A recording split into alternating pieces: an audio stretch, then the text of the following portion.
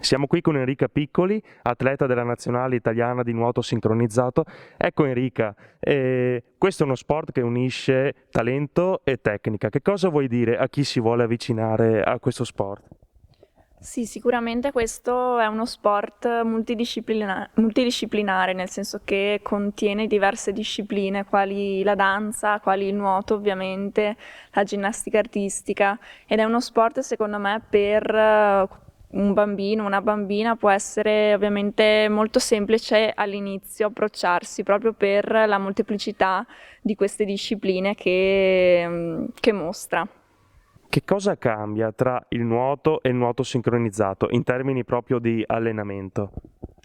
Allora, premettendo che io ho praticato nuoto sincronizzato praticamente da quando avevo 5 anni, quindi ho praticato veramente poco la scuola nuoto perché sono stata subito, diciamo, reclutata nelle squadre di nuoto sincronizzato, ma da quello che ho potuto vedere è stato che il nuoto sincronizzato richiede tempi veramente lunghi, molto più lunghi rispetto al nuoto,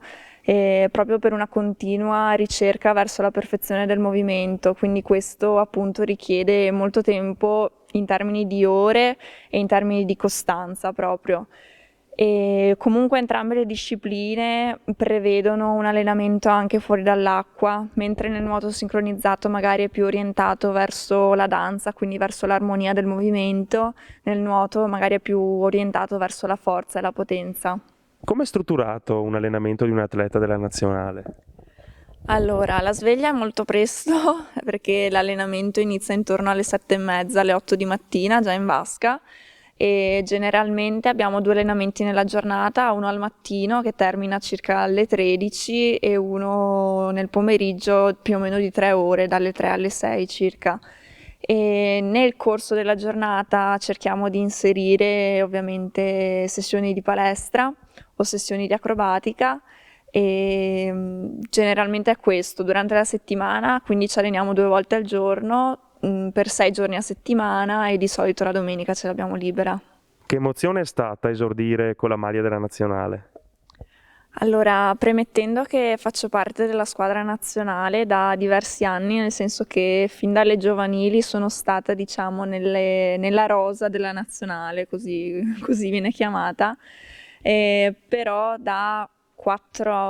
circa 4 anni fa, quando ho fatto il mio primo esordio con la maglia della nazionale assoluta, quindi diciamo la nazionale, quella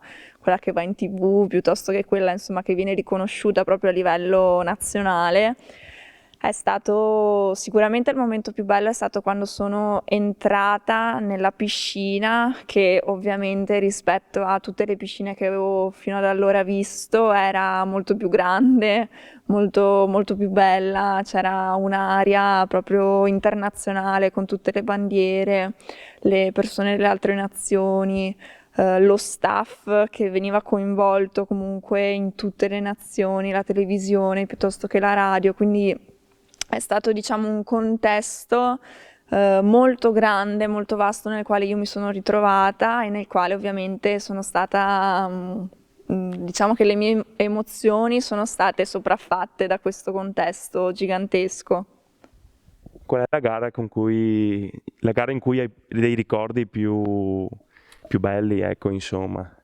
Sicuramente il mondiale del 2019 in Corea del Sud è stata una delle gare più importanti perché abbiamo vinto la nostra prima medaglia a livello di squadra, l'argento nell'esercizio di highlight e quindi mi sento di dire che quella sia stata la gara un po' più importante della mia vita.